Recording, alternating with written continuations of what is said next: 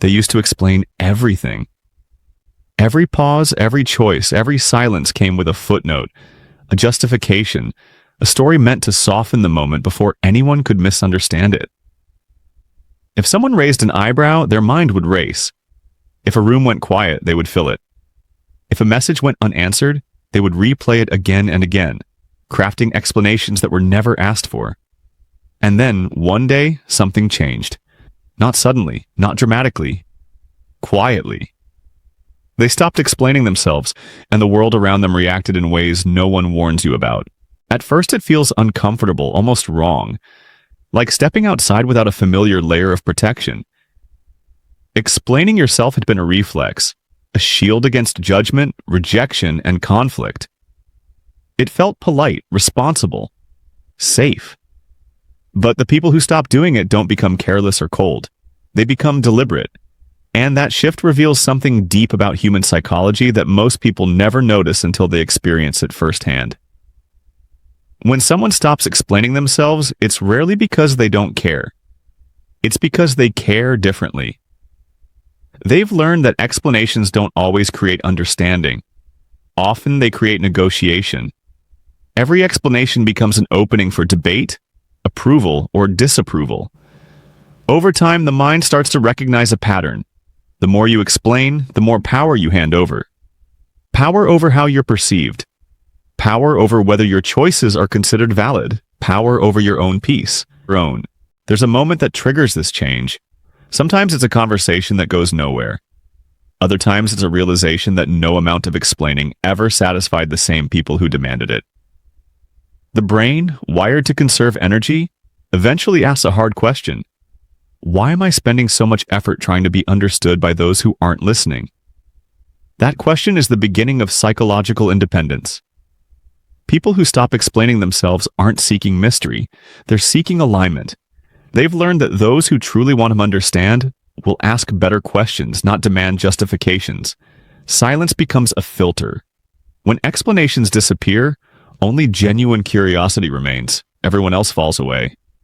And that's not a loss. It's clarity. There's a strange paradox here. The less you explain, the more confident you appear.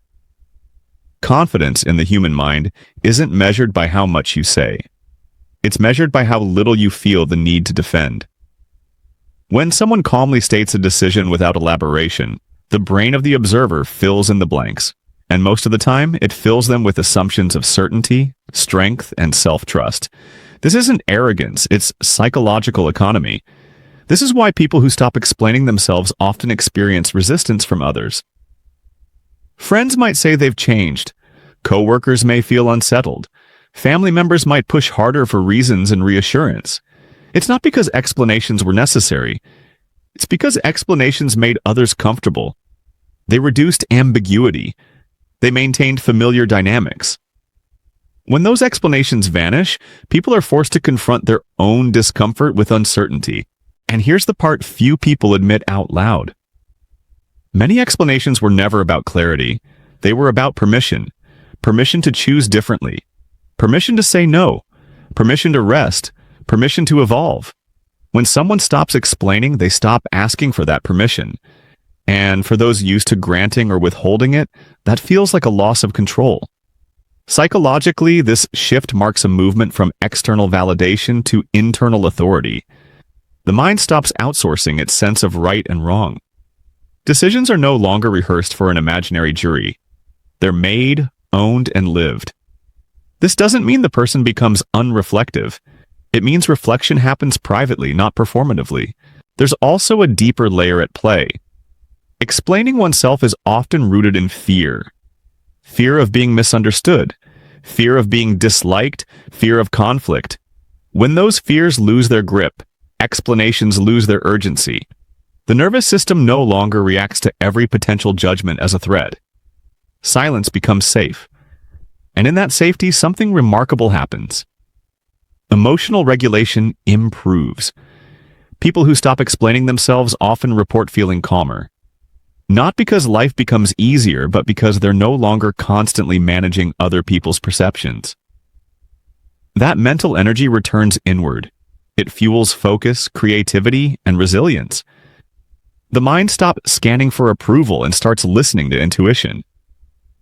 This is where self-trust deepens. There's an unspoken strength in choosing not to explain. It communicates boundaries without confrontation. It says, "I know why I'm doing this, and that's enough." Boundaries are psychological architecture. They define where one person ends and another begins. Over-explaining blurs those lines. Silence redraws them. This doesn't mean explanations are always wrong, but people who stop explaining themselves choose when and to whom they offer context. They don't confuse accessibility with obligation. They understand that not everyone deserves access to their reasoning, their emotions, or their inner world. This selectivity isn't selfish, it's discerning. If you've noticed yourself leaning into this shift, pause for a moment. You're not becoming distant, you're becoming centered. And if this perspective resonates, stay close, because what comes next changes how you see relationships forever. As explanations fade, relationships reorganize. Some grow stronger, others quietly dissolve. This can feel unsettling at first, but psychologically it's a natural sorting process. Relationships built on mutual respect don't require constant justification. They thrive on trust. Relationships built on control, however, depend on explanations to function. Remove the explanations and the imbalance becomes visible. There's also an interesting phenomenon that emerges. People begin projecting onto you. Without explanations, others fill the silence with their own interpretations. Some will assume confidence. Others will assume indifference.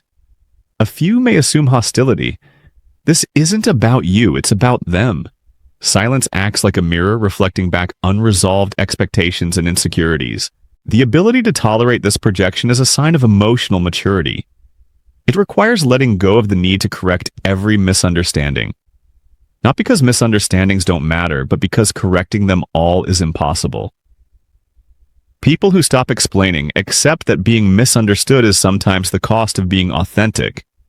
This acceptance rewires social interactions. Conversations become cleaner. Responses become shorter but more intentional. There's less emotional leakage, less oversharing, less regret after speaking. The mind learns that not every thought needs a spokesperson. Not every feeling needs a defense. There's a subtle confidence that grows here. It's not loud. It doesn't announce itself. It's the confidence of someone who knows they can stand alone if necessary. That knowledge changes posture, tone, timing. Others feel it, even if they can't name it. And humans are drawn to it because it signals stability. This is why people who stop explaining themselves often become leaders without trying. They don't persuade through words alone. They persuade through presence, through decisiveness, through the quiet assurance that comes from self-alignment. If you've ever wondered why certain people command attention without saying much, this is part of the answer. There's also a neurological aspect to this shift. Over-explaining keeps the brain in a heightened state of social vigilance. The amygdala stays alert, scanning for threats to belonging. When explanations decrease, the nervous system downshifts. The prefrontal cortex regains control. Decisions become clearer. Emotions become easier to manage. Silence isn't emptiness, it's regulation. And then there's the matter of respect. Contrary to popular belief, respect isn't earned through transparency alone. It's earned through consistency. When your actions align with your words, explanations become redundant. People learn what to expect from you. Predictability replaces persuasion, and predictability builds trust. This doesn't mean becoming rigid, it means becoming reliable. When you explain less, you act more. You show rather than tell. Over time, others stop asking why because they already know who you are. If this idea is landing for you, don't rush past it. Sit with it. This kind of psychological shift doesn't happen overnight. And if you want to explore these deeper patterns of human behavior, this is one of those moments where staying connected really pays off. There's a moment many people don't talk about. The moment when you realize that explaining yourself was a habit, not a necessity. Habits form to solve problems. But when the problem disappears, the habit lingers. People who stop explaining have usually solved an internal problem. the belief that their worth depends on being understood. This belief often forms early, in childhood, in environments where love was conditional, unpredictable, or earned through performance. Explaining became a way to stay safe, to reduce punishment, to increase approval. Letting go of that habit can feel like stepping into emotional adulthood. That's why this shift can be misunderstood. From the outside, it looks like detachment. From the inside, it feels like relief. A deep exhale the body has been waiting for. The mind finally rests from its constant narration. There's also grief here. Grief for the version of yourself that tried so hard, that overfunctioned emotionally, that carried conversations alone. Honoring that version matters. It kept you safe when you needed it, but it doesn't get to run the rest of your life. As explanations fade, authenticity rises. You stop shaping yourself to be palatable. You stop cushioning truths. You stop editing reactions in real time. This doesn't make you harsh, it makes you honest. And honesty, when grounded in self-respect, is magnetic. People who stop explaining themselves also develop a sharper sense of timing. They know when silence speaks louder than words. They know when a pause creates space for others to reveal themselves. They know when not responding is the response. This isn't manipulation, it's awareness. There's a difference between secrecy and privacy. Explaining everything erases privacy. Saying less restores it. Privacy protects your inner world from unnecessary intrusion. It keeps your motivations clean. It allows growth without commentary. And growth often needs quiet. If you've ever felt drained after conversations where you over-explained, that was your system telling you something. Energy was leaking. People who stop explaining learn to notice that signal and honor it. They choose sustainability over performance. Interestingly, this shift often attracts healthier relationships. People who respect boundaries feel safer around someone who has them. Conversations deepen. Mutual understanding improves. Because now explanations are offered as gifts, not obligations. And here's the part that surprises most people. When you stop explaining yourself, you give others permission to do the same. Interactions become more honest, less defensive, less performative. Silence becomes shared rather than awkward. This is a quieter way of living, but it's not smaller, it's more spacious. There's room to think, room to feel, room to choose. And in that space, clarity grows. If this perspective is opening something for you, don't lose it in the noise. There's more beneath the surface, and staying engaged keeps that door open. There's a final layer to this psychology that rarely gets discussed. Power. Not power over others, but power over oneself. Explaining yourself excessively is often an unconscious surrender of that power. You hand over the steering wheel of your narrative. When you stop explaining, you take it back. This doesn't mean shutting down communication. It means communicating from a place of choice, not compulsion. You speak when it adds value. You stay silent when it preserves peace. Both are forms of strength. People who reach this stage often report a shift in identity. They no longer define themselves through reaction. They define themselves through intention.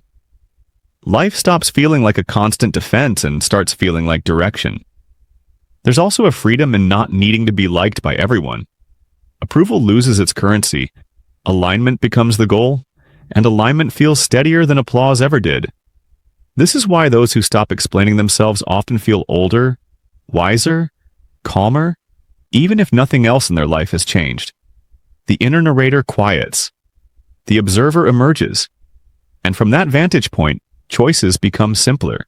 If you're listening to this and recognizing yourself somewhere along this path, know this. You're not withdrawing. You're integrating. You're not building walls. You're defining doors. And you get to decide who walks through them. Silence in this context isn't absence. It's presence without performance. It's the confidence to let your life speak for itself. And if you want to keep exploring these hidden dynamics of human behavior, the kind that change how you see yourself and others, this is exactly where you belong. Because once you stop explaining yourself, something else happens. You start listening more. To your body, to your intuition, to patterns you used to miss while talking. Life becomes less about proving and more about perceiving. That's the psychology of people who stopped explaining themselves. Not because they had nothing to say, but because they finally realized they didn't need to say everything.